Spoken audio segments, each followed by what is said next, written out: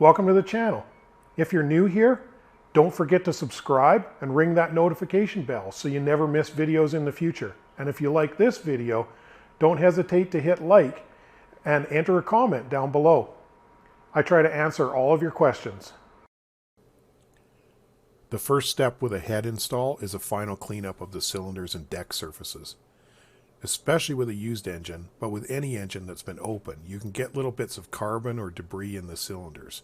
So this is the time to clean them out as carefully as possible. I like to give the cylinder walls a light coating of 2050 engine oil just before assembly to make startup easier on them. Just dip a gloved finger into a container of oil and give each cylinder a quick 360-degree wipe. Organize your head bolts on clean shop towels.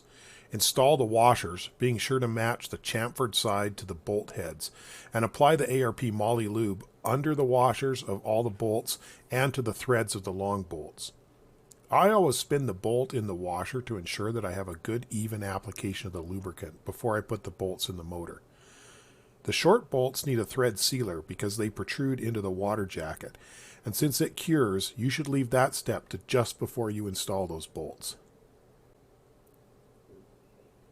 Perform a final cleanup of the deck surfaces and double check that the cylinders are clean and ready for the heads.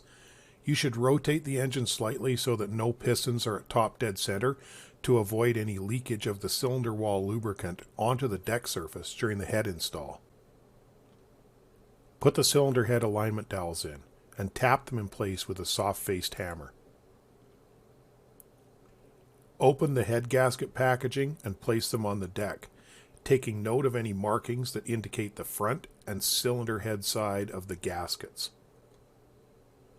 Place a cylinder head on the motor, being very careful to align it with the dowels and not to scar the mating surface by dragging it over a dowel during the alignment process. Put the long bolts in each end and run them down to hold the head in place while you install the rest.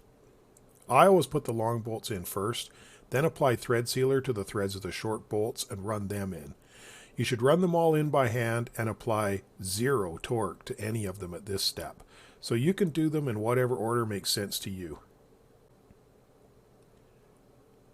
Once you have all the bolts run down by hand, you can start the torquing procedure. I start by torquing them all in sequence to 5 foot-pounds, so that I have an even, snugged up starting point for the rest of the torque procedure. Next, torque them in sequence to about 30 foot-pounds, then another step to 50 or 55 foot-pounds. Finally, torque them to the final specification as recommended by the fastener manufacturer. If you only buy one real quality tool for your shop, it should be a quality torque wrench like the Snap-on Tech Angle that I'm using for this procedure.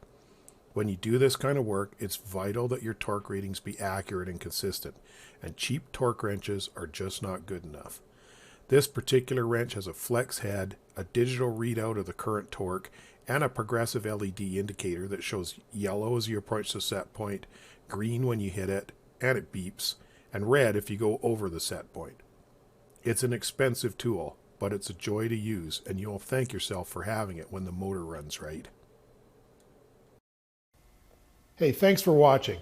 Don't forget to like, subscribe, comment, hit that notification bell so that you won't miss out on future videos.